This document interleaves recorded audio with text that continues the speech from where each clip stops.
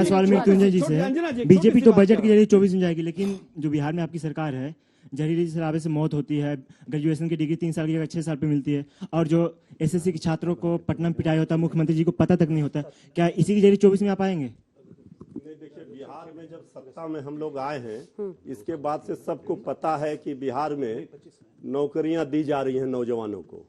जहरीली शराब पूछा उसने, जहरीली सुना नहीं आप? जहरीली 3 साल का डिग्री 6 साल में डिग्री मिल रही है, ये पूछा वो भी बीजेपी के समय था। इस 6 महीने में जब हमसे सत्ता में महागठबंधन में आए हैं, जहरीली शराब, इसके बाद से 3 साल की डिग्री 3 साल में जहरीली शराब पीने से कुछ घटना हुई है, मौतें हुई हैं। हाँ। उसको भी जो भी शराब माफिया, शराब तस्कर है, उसको सलाखों के पीछे भेजा गया है। कानून अपना काम कर रहा है, लेकिन शराब बंदी, नशा मुक्ति के लिए बिहार ने जो राह दिखाई है वो तो अनुकरणीय है। जैसा उन्होंने कहा कि बीजेपी नफरत की और जहलोग जी से कर रही है, तो क्या ये नफरत की राजनीति नहीं है कि अन्य विपक्षी दल और कांग्रेस सत्ता की होड़ में देश के प्रधानमंत्री के बारे में गलत बात कर रहे हैं, रेदर देन कि वो देश के डेवलपमेंट के लिए कुछ करें या अपनी पार्टी पे ध्यान दे, देश पे ध्यान दे? और दूसरा कि सर, आपने कहा कि सर जनता अब मोदी जी को एज अ प्रधानमंत्री नहीं देखना चाहती है, तो अभी जैसे आपने देखा कि 54% जनता अभी भी चाहती है कि मोदी जी देश के प्रधानमंत्री बने। क्यों? क्योंकि देश की जनता को मोदी जी में कैलिबर दिखता है।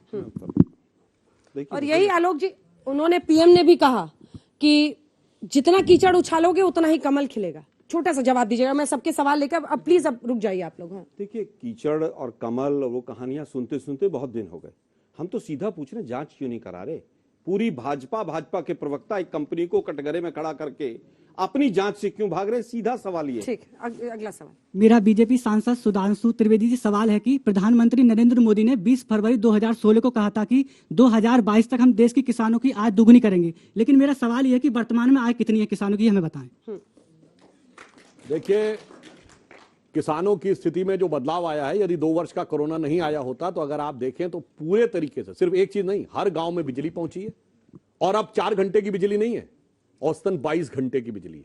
हर गांव में सड़क है, हर गांव में 5G नेटवर्क से भी जुड़ रहा है। तो ये सारी चीजें मिलकर इस चीज का निर्माण कर रही हैं। और अब इस बार के बजट में जानते हैं, जो कोऑपरेटिव एक्ट में संशोधन किया गया है, वो ये संशोधन किया गया है कि अब गांव की ग्राम पंचायत चाहेगी तो वहीं पे अनाज का स्टोरेज करके यदि उसका किसी प्रकार का यूज करना चाहे, यानी वो सेल भी करना चाहे तो वो कर सकती है। इससे उनको वहीं पर आर्थिक सशक्तिकरण मिलेगा। इस तरह से कुल मिलाकर गांव का विकास किया जाएगा। इतना विकास किया है कि 32 रुपए पर कैपिटा किसान की आमदनी थी 2014 में, वो घटकर 27 हो गई है। उसकी जेब से 15,000 रुपए निकाल लिए और 2,000 रुपए उसकी जेब में डाल दिए। कहां है? भारत की पर कैपिटा इनकम बढ़ी है। भारत की पर कैपिटा में किसान की per capita income NITI Aayog की रिपोर्ट बता रहा हूं मैं, 32 से घटकर 27 पर आ गया। ने हाउस पे बोला है लाइए। अरे भाई, आप स्थगन पर, मैं फिर कह रहा हूं, लाइए, मैं फिर कह रहा हूं, किसान की आमदनी घटी है, लाइए, किसान की आमदनी घटी है। मिनिस्ट्री ऑफ एग्रीकल्चर और अपना इकोनॉमिक सर्वे पढ़ लीजिए आप। ठीक है, अगला सवाल। सर, मैं ये पूछना चाहती हूँ कि राहुल गांधी को युवा नेता कहते हैं, पर एक युवा की परेशानी एक युवा ही जान सकता है, तो आप कैसे कह सकते हैं कि राहुल गांधी युवा नेता बन सकते हैं? मेरा सवाल सुधांशु सर से है कि सर, प्रधानमंत्री कहते हैं कि रेवड़ी कल्चर पे, लेकिन आपकी सरकार बार बार गरीब कल्याण योजना को क्यों बढ़ा रही है? इसके पीछे की क्या मंशा है? मेरा सवाल कांग्रेस के प्रवक्ता से है कि अगर मोदी जी झूठे हैं, अडानी जी झूठे हैं, LIC झूठी है, तो क्या आपकी सरकार सच्ची है? और अगर सच्ची है तो इस देश में अभी आपकी सरकार क्यों नहीं है? और राजद के प्रवक्ता से मैं ये जानना चाहता हूं कि बिहार में पुरानी पेंशन योजना को लेकर जो नियोजित शिक्षक है वो लगातार मांग कर रहा है और 5 राज्यों में पुरानी पेंशन योजना बहाल हो चुकी है। तेजस्वी ने चुनावी जनसभा के जरिए 2020 में कहा था कि नियोजित शिक्षक को हम पुरानी पेंशन लागू करवाएंगे। क्यों अब तक पुरानी पेंशन योजना लागू क्यों नहीं हो पाई? ठीक है, छोटा छोटा सवाल प्लीज। भारत में भी चुनाव होती है तभी हमेशा देखिए विपक्ष पार्टियों के ऊपर CBI और ED की जांच क्यों पड़ती है, उससे पहले क्यों नहीं? अगर गलत है तो उससे पहले भी तो गलत हो सकते हैं। ED पर PM ने भी कहा था कि ED ने सबको एकजुट कर दिया। मैं इस पर आऊंगी। मेरा सवाल राजेश जी के प्रवक्ता से है। वो कह रहे हैं कि बिहार की शिक्षा व्यवस्था अच्छी हो गई है, तो बिहार की सबसे प्रतिष्ठित सेवा बिहार लोक सेवा आयोग की पेपर कई बार लीक हुए, उसके पेपर कई बार दोबारा उसका एग्जाम रिकंडक्ट करवाया गया, उसके बाद भी उसकी जब रिजल्ट आते हैं तो फिर उसके मार्क्स कम करके फिर बढ़ा के और फिर से कुछ बच्चों के बाद में रिजल्ट। ठीक है, अब आप लोग बैठ जाइए, मैं एक एक करके बुलाऊंगी। चलिए एक एक करके ED पर आते हैं। पहले PM ने कहा ED ने सबको एकजुट कर दिया, लेकिन क्या सरकार भी ईडी और एजेंसीज को विपक्ष के खिलाफ हथियार बनाकर अब मैं बात बताना चाहता हूं, जो ये एजेंसीज की बात कर रहे हैं, जब हमारी सरकार नहीं थी तब भी एजेंसीज के घेरे में कौन था?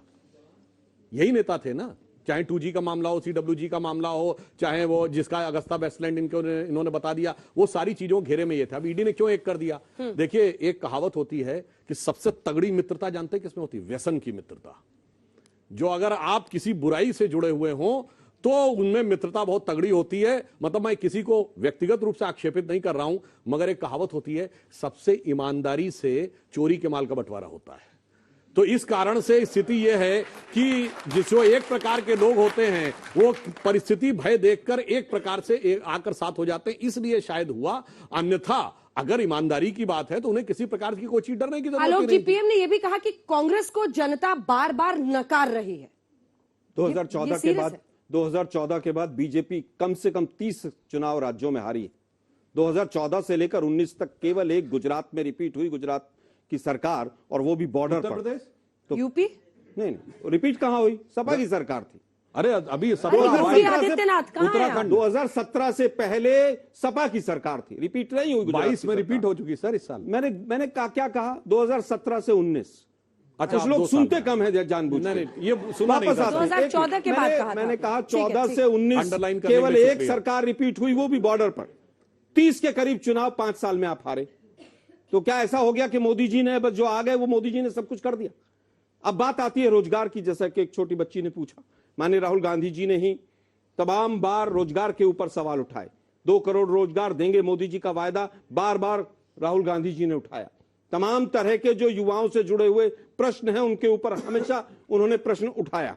दूसरी बात, हम पूछना चाह रहे, 9 वर्ष हो गए, अब भी सवाल कांग्रेस से है, इसका मतलब आप लोगों की उम्मीद भी कांग्रेस से ही है। सीबीआई ईडी की बात करते हैं, इनके पास तो वॉशिंग मशीन है। जो बीजेपी ज्वाइन कर ले, केस या तो ढीला हो जाएगा या कोई पूछेगा नहीं। ईडी ने 3600 से ज्यादा केस रजिस्टर किए, 0.5% कन्विक्शन रेट आया, और उसमें से 99% केस विपक्षी दलों के ऊपर हुए। अभी गुजरात में देखा, 38 टिकट काटे और 300 इनकम टैक्स की रेड की टिकटी में चल पड़ी, सब चुप हो गए। ये गुजरात मॉडल है। हम केवल ये पूछना चाहते हैं कि मोदी साहब, आपको 9 साल हो गए सरकार चलाते, आप अभी भी पंडित नेहरू को कोसकर, कांग्रेस को कोसकर आप वोट बटोरना चाहते हैं। जब चुनाव आता है तो शमशान कब्रिस्तान की बात होती है, 80-20 की बात होती है, रामजादे और दूसरे शब्द की बात होती है। आप अपनी जिम्मेवारी कब समझेंगे? आपको देश की जनता ने 303 सीटें दी, लेकिन ध्यान रखिएगा कि जो दूसरे नंबर पे था, जो 29वें नंबर पर है, और 303 वाले को 3 पे आने पे भी टाइम नहीं लगेगा।